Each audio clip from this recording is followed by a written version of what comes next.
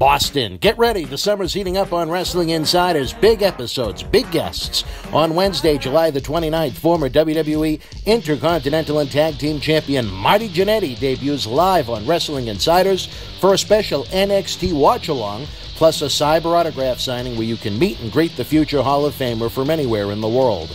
Then Sunday night, August 2nd, Wrestling Insiders is back at your house on the front porch of WWE Hall of Famer Mr. USA Tony Atlas in Auburn, Maine, taping a special live episode with a cyber autograph signing and meet and greet. Help keep professional wrestling legends working. Support these great programs and online autograph sessions you can watch in our archives again and again. Visit BostonWrestling.com and our social media platforms for complete information.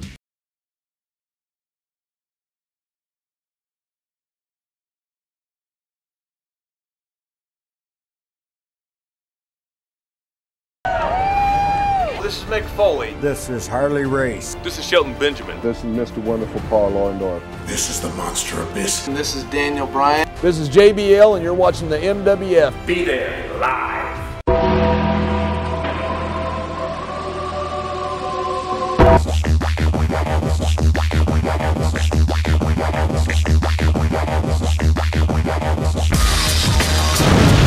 Wrestling fans around the corner, around the world. I'm Dan Marotti along with Mr. USA WWE Hall of Famer Tony Atlas.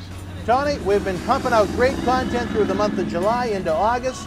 We've been having a blast up here in Auburn, Maine. It's a beautiful area. Well, you know, Maine is a great place. When you first come in, they say the way life should be is relaxing, plenty of beaching, plenty of lakes, plenty of stuff to do. If you love the outdoors, you love fresh air, you love good people, if you love lobster, come to Maine. What's your favorite thing about Maine? I would say the peace and quiet. You know, I could go places. I don't have to stand in line. The traffic is not bad. The air is fresh. Plenty of lakes. You know, and I like the people. In Maine, if you want to be by yourself, you be by yourself. You want company, you have company. They're not as judgmental as other places. It's just a nice, laid-back, kick-back place to live. The best of both worlds. Exactly. All right, Tony, here in the world of professional wrestling, again, we taped so much last weekend. We got a lot of content to give these great fans, but we lost one of the wrestling greats from down in Texas, Killer Tim Brooks, Tony. Man you worked with, I believe, down in World Class. I worked with Killer Brooks in World Class, Mid-Atlantic. Oh, really? Georgia. See, Tim Brooks, what they used to call a jobber. So he would travel from territory to territory to work. I first met him in Mid-Atlantic. I worked with him there. In fact, I got a picture upstairs of me press slamming Killer Brooks. Really? Yeah, I got a picture upstairs of me press slamming Killer Brooks. Very tough individual. When you got in the ring with it, for those that he had a wrestling school, and for those that went to his wrestling school, they could tell you, when you grab him, you felt like you were wrestling steel. I mean, he was just solid as a rock. He wasn't muscular or nothing. No. But he just had this feel to him that when you grab him, you felt like you were grabbing a steel post or something. You know, very, very rugged individual. Nice man, though. Very nice man. Gonna miss you, Tim. God bless you, brother. Well, I tell you, I remembered him vividly when I was a young guy, getting interested in wrestling. He was one of the mainstays of world-class championship wrestling with the Von Erichs down in Texas at that point. And I had a chance to meet him. He was good friends with Paul Bearer, who was known as Percy Pringle in world class. It won, I think it was the 2005 Cauliflower Alley Club reunion. Very interesting guy, nice guy. And it's a shame, you know, he had a long battle with cancer. He fought the good fight. No, I didn't know that. No, he did. He also trained, for those fans of WWE NXT, he trained Keith Lee, who right now is really taking that company by storm. You'd think within an imminent time, Keith Lee is going to be a major player on one of the main roster shows in WWE. So what Keith Lee learned from the Killer will transition on. I hope so, because you know he was a great trainer. He was a good friend of mine. He was a great performer. And you know he was not a jobber. Everywhere he went, a lot of people they recognize his talent and they try to use him in many places. He had a big run in Detroit with the Sheik. Oh yeah. Detroit was known for kind of using their rugged guys more than the quote-unquote good workers, so to speak. He fit in like a glove there. Well, one of the things that hurt people like Killer Brooks, like Sweet Hansel, the big red guy, they couldn't talk. Yeah. You know, Brock Lesnar is the luckiest man in the world to have Paul Heyman. I mean, that's what, without Paul Heyman, Brock Lesnar could not get his point across. So, you know, you have people like Freddie Blassie, The Wizard, Captain Albana, and we put them with people that couldn't talk. Like Alfred Seeker was great wrestlers, but they couldn't talk. You know, on the mic, they was not good on the microphone. At least with the Samoans, it wouldn't really fit. Exactly, but but they didn't have the good mouthpiece. Even Peter Maivia was not a good speaker. You know, the only one of that whole family that came out to be a great speaker was The Rock. Roman Reigns, horrible on the. I don't think he's horrible. Oh, he's horrible. Why do you think? Well, let me ask you this: why do you think he's horrible? He talked. You know, I'm gonna come and get you. Well, that's not his personality. He's that's what I'm saying. But you know, reading memorized lines. Well, yeah, but people don't want. You need some excitement to it. I think when Roman Reigns speaks very short, very intense, and very angry and quiet, I think he's very effective. When he goes out and speaks for 10 minutes, he loses people. Well, that's the point I'm trying to make. You know, he's not a good. He's a hell of a performer, hell of a wrestler, but he's not that good on the mic. Not like a Ric Flair or Shawn Michaels or Triple H for that example. And even if I hate to say it, Undertaker ain't that good on the mic. I mean, in the ring, you can't beat him, but he's not. And Kane. I think Kane not so much. I think Undertaker was good again in short spurts. He doesn't need to be out there for 10 minutes. I didn't say he's not bad on the mic. Yeah. He's just not good on it. He's average. He's not remembered for great promos. Right. Mark Henry, I hate to say about my best friend, he just didn't have that persona on the mic. Everybody don't have that. You could be fantastic. Very few people is good, like a Chris Jericho. He's good on the mic and he's good in the ring. Miz, excellent example. Miz is fantastic on the mic and fantastic in the ring. You think Miz is fantastic in the ring? Oh, yeah. Why do you think Miz is fantastic? Because he's entertaining. I mean, he's a good wrestler. He knows the move. He got good timing. And he plays his size. He plays his size. Miz always went on a fluke. He don't never beat nobody straight out because he knows that's not believable. So he always went in a slide on a slick, just the way he talks. I think the biggest mistake. Like a weasel. He wrestles like a weasel. Yeah, he's a weasel type wrestler. But we had guys like in our day, you know, they always slipping by. Just when you think you got them, they slip by, and next thing you know, they got you. So his speaking, being a bragger and a sneak, fit his gimmick. That's why he's good on the mic, because the way he talks and the way he acts, that all come together. Like Ric Flair was very aggressive on the mic, but very aggressive in the ring. See? Harley Race had that laid back talk, but he had a different way of talking. Because Harley Race was very slow and methodical. Yes. Yeah. That whole fuck type, yeah. I think the biggest mistake WWE makes with Miz is when they try and use him as a babyface. I think he's a fantastic heel. He's a heel. Great heel. And he's not only just a heel in the ring. He's a heel out of the ring? Oh, Now, why is that? Well, he would go to airports and he's nasty. He lives the gimmick? He ain't living it. That's Miz. He's a nasty person. He's a nasty person by nature. By nature. By nature. By well, nature. some people are just born with He's it, not I guess. Acting. Miz is not acting. Yeah. That's Miz. Did you have any incidents with him during No, your I love Miz. Oh, you love him? Yeah, but that's his personality. You see, let's hear it, brother. I don't judge a person by his personality because we all. No, why would you ever do that? There's a lot of people that don't like my personality, but I'm not going to change for them, and they're not going to change for me. Miz fit it. I learned to live with people no matter how they are.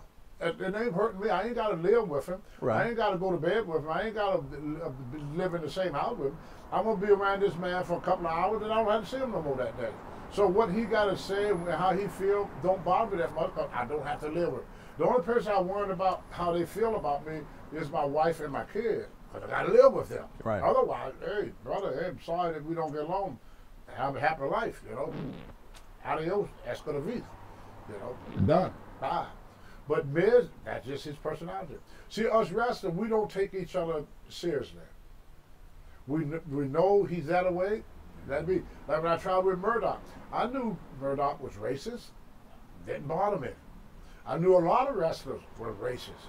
Didn't bother me. I lived with racism my whole life. If I'm not used to racism by now, I'll never be used to it. I mean, I've been on this earth you know, over a half a century now. So, you have to learn to adjust. I've been around people that was gay. Didn't bother me, you know. I don't care if you're gay. It don't bother me, you know. I've been with people that was psycho. Didn't bother me. You know, Hawk, the Road Warrior. Yeah. He wasn't all that. He's crazy as hell. He was psychotic. He was fucking psychotic. How was brother. he psychotic, Tom? Well, what you saw on TV were the same everywhere he went. He was just fucking nuts. Now, was he Randy nuts or was he Savage- living the gimmick? Randy, you ask Lennon. Randy Savage is nuts. He's off the deep end, brother. There's a lot of wrestlers that was like that. Promoter love it because they was half crazy. You know, they fighting to drop of a hat. Paul Orndorff wasn't wrapped too tight. Well, he's bipolar. Well, now he is. But I'm talking in his younger days. Well, I think he was bipolar then, too. Really, nobody knew that. See, Well, I I didn't thought he was, you know. did a lot of guys in the 70s and 80s come out and admit they had mental disorders. I don't even think they knew. Well, there you go. No, Paul did told right. said I that mean, to in me. 70, 80, we didn't know Wild Person was like that. We just thought it was great. Hey, you can make money with that. It was the right business to be in. That's all the business Yeah. thought about. They didn't care if this guy had Down syndrome. Hey, we can make money with this. Only thing a promoter look at what people pay to see it. As long as people pay to see it, they didn't care. Like Joe LeDuc, he wasn't wrapped too tight either. One day he went in the ring, he got juice. Juice, you know, the rest of his blood. Yeah, you know, color. His blood, get color, Color. with his blood. So he went, after his match was over with, he went and looked in the mirror, and he wasn't bleeding enough. So the match is over now. He's in the locker room? In the locker room. Pulled out the razor blade, started cutting his head some more. Didn't get enough blood. I'm going, what the hell are you doing it now for? The match is over. He said, well, when I walk out to the car, I want people to see the scars. I didn't have a big enough scar on my head so the people could see. I don't think many people actually saw the scar on his head Yeah. even when he was in the ring. Like Gene Anderson, a lot of people didn't know anything about black people back in the 70s, because it was right at the beginning of the early 70s. So right at the beginning Gene of Anderson 70s. educated people on Well, blacks. Gene Anderson, he always thought that black people had a hard head. Junkyard Dog tell this story all the time. When I was training, Gene go get a hammer that you hammer nails with. He walked into me, hit me in the fucking head with it. How hard? I don't know. All I know, he hit me in the head. I mean, Yeah. I didn't say, well, how hard. I didn't measure. Well, the did head. it hurt? Oh, fuck yeah. Oh, all right. Well, that was what I was asking, Tom. Almost cracked my freaking skull. What do you think? Let me hit you in the head with a hammer and ask you to hurt. You fucking with me? Yeah, it hurt. So he hit me in the head with it. And I said, what the hell you do that for? He said, I want to see if you black guys, is it true? I said, see with what true? You also want to have hard heads. And who the hell told you that my head is just like your head? Dog laughed. He thought it was funny as hell. But they didn't know. They thought we really had hard heads. You know, the first time I go in to take a shower with wrestlers, all the white guys standing around waiting for me to take my trunks off. I thought I was in the room with a bunch of gay people. I said, what y'all waiting for? They said, well, up there, we hear the story about you black guys got them long dongs. We'll just see if it's true or not. All these stereotypes because people was not used to being around people in the early 70s, you know. And I thought stuff about white people. No offense, I always thought that white people smelled like dogs when they got wet. Really? Yeah. Present company included? Well, I've never been around you when you came out the shower. Oh, when they get out of the shower, But okay. I remember we used to go to the shower, and every time a white, because I was not used to being around. See, every race, what I found out, got a certain smell to them. Really? Yes, got a certain, if you're not used to being around that race. Once you're around that race for a long time, you don't smell it no more. I guess it's almost like walking into someone's home when they have a pet. Yeah, Yeah. but you'll probably hear this a lot. White people smell like dogs when they get wet. Because I think they got the same hair. But You think dogs and white people have the same hair? They're the same smell. All right, well. It's the same smell. But you have to be away from that. Yeah. You know, you have to. The only people can smell white people is people that don't be around white people. The only white people that can smell black people are people that don't be around. Like the first time that I went to Hawaii, I felt the ground move. Hawaii is constantly moving. Is it? Yes. The first time I went there, you could feel it. But after you be there a couple of days, you don't feel it no more. Why does it feel like it's moving? It's floating. It's an island. It's not connected to anything. People keep Well, I realize that, what the fuck Tony. is connected to?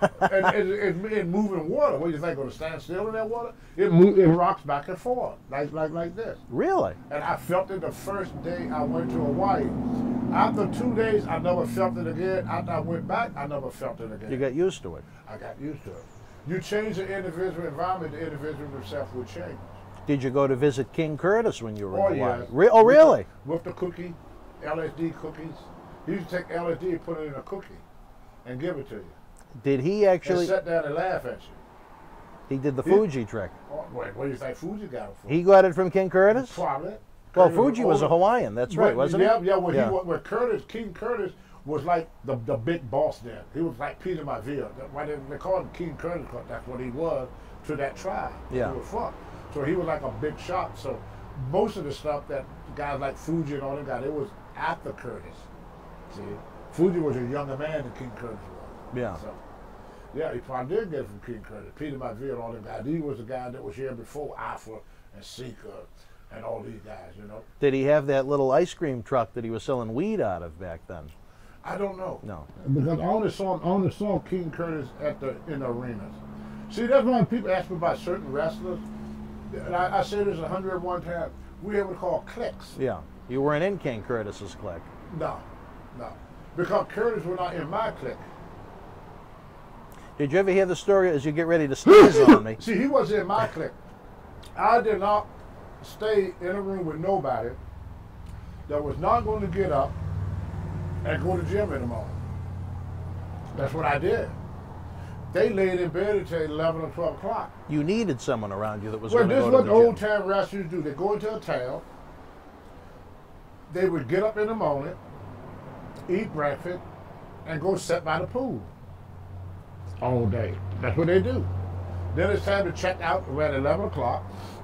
Y'all call them buffets now. But it was another name in old days, Smorgasbord or something like that. Smorgasbord. Smorgasbord, yeah. Say it again. Smorgasbord. Yeah, that's what they had back You like then. the smorgasbord. Well, it's like a buffet. You Yeah. know? Yeah. But that's what they had in older days. And they would go there and they would eat until they can't move. But that was the only meal they had all day. They had a very small breakfast. Then they would fill up at these buffets or small bird, whatever you call them. And then they wouldn't eat no more. They wouldn't eat anything after 4 o'clock. They gave their body 4 hours to digest. And then after lunch, they would stop in the 7-Eleven and just buy a bunch of junk food. They didn't have no McDonald's, no Burger King, no KFC. They didn't have the fast food restaurant there. So if they stopped was at truck stops or 7-Eleven or convenience store. Yeah, convenience store. Yeah, but that's how they live. That's why they look the way they look. Because they would pack that, I mean, they would set, like they had this steakhouse in Texas. I think it was 48 ounces or 28 ounces or something. But you had to eat the whole steak and everything that goes with it. And if you eat everything on your plate, the steak was free. Klondike Bill ate 2. Who? Klondike Bill. He had 2 of them. Ate 2. They were like 28 ounces or something. Huge. A Like, lot of like fat that. or not? Well, they're like this, about that thick. Yeah. Well, the place in Texas, the place is still there, I bet you. People that been to Texas, they know what I'm talking about. It's very famous all over Texas. But if you eat the whole steak and the potatoes and everything that come with it, the coleslaw, everything that come with it, and the bread, the meal was free. It's like a competition. Right, and they would put your picture up on the wall that you ate that steak. How many did you finish off? I couldn't eat it. It was even for a freebie. It was too much for you. I couldn't Wow. eat it all. I Was had it to good? pay. That was damn good. I had to pay. That was just too much meat to eat. I mean, it looked like a pot roast. What it was, pretty much what it was somebody just took a pot roast and cooked it as a steak. 28 ounces. That's almost 2 pounds. That's what I'm talking about. Yeah. And he ate 2 of them damn things with the trimmings, with everything that went with it, the salad and the whole killer caboodle, you know. But Klondike could eat. We used to go to this Chinese buffet, and one day, me, Johnny Weaver, Klondike Bill, and Abe Jacob. Abe Jacobs. Abe All right. Jacob. We're all 4 of us riding together. We pull in this. This guy said, "Oh," Johnny said, "this is a great Chinese restaurant here." He said, "I like their fried chicken wings. You know, the crispy, real crispy." He loved the chicken wing. And he liked the rice, the fried rice, and the green beans they had. So that's all he ate. He wouldn't eat none of the other stuff. You know, he was afraid of. He ate what he knew. Weaver. He get the fried chicken and the rice and stuff, but not all this pepper steak and stuff. He wouldn't eat that. But anyway, the lady saw Klondike get out the car. She run and turned the sign around and said closed. Really? Yeah. That was a money-losing proposition when he came in? Yeah, she was losing money. Every time she saw him, she turned that sign around. Where would you go to eat? We went to another place. But we laughed about that. Said, don't take Klondike with you. They won't let you in the building no more. Which was true. Old Klondike, boy, he could put away some food. They used to have these hot dog eating contests. He used to wear them all the time. And, he could eat. He could eat, brother. He was only about 350, maybe 5'10". Nice man. He was from Canada. Canada? From Canada. Well, most of your wrestlers were from Canada. Johnny Weaver, not Weaver, but Klondike Bill, Abe Jacobs, the Scotch brothers. Just about everybody who ever wrestled back in the day was from Canada. Even now. A lot of Canadians. A lot of Canadians in the wrestling business. Because Stu Hart had that school up there. Yeah. So he broke in a lot of people. And then Gino Brito broke in a lot of people back in the Toronto area. So Canada and America always been very, intertwined, yeah. Yeah, and Mexico. A lot of Mexican wrestlers from Mexico. Was more used to come like Don Serrano. A lot of guys from Mexico used to come in the country years ago, but most of them, they are working a lot in Texas, New Mexico, Arizona, and California, where most of your Mexican wrestlers was at. Because promoters had this idea. They feel not to send a wrestler to an area that don't have a lot of his people there. That's why you didn't get a lot of Mexican wrestlers up in the WWF. Because Vince Sr., not Junior, Sr. felt, well, you don't have a lot of Mexican people here, so what do you need a Mexican wrestler for? Right.